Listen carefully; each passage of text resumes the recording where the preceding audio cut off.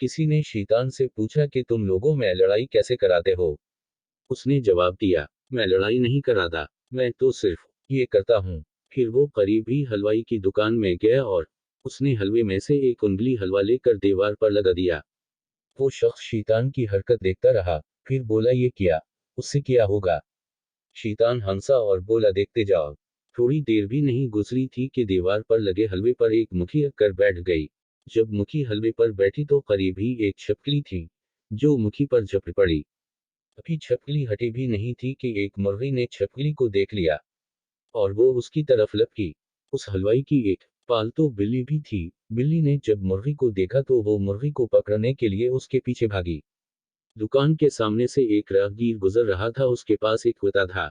उस कुत्ते की नजर जब बिल्ली पर पड़ी तो वो दुकान में घुस गया और बिल्ली को दबोच लिया। हलवाई ने जब अपनी बिल्ली को खतरे में देखा तो उसने कुत्ते को एंट ठाकिर मारी। कुत्ते के मालिक ने जब अपने कुत्ते को जख्मी देखा तो उसने हलवाई को मारना शुरू कर दिया। हलवाई के हमायती करीब ही थे, वो लड़ाई में कूद पड़े और कुछ राहगीर के हमायती भी आ गए। थोड़ी देर में अच्छा खासा हंगामा हो गया और लोग एक दूसरे का सर फाड़ने लगे। उस शख्स ने जब शैतान को देखा तो वो खड़ा मुस्कुरा रहा था, कहने लगा, मैंने क्या किया है? मैंने तो सिर्फ ये किया है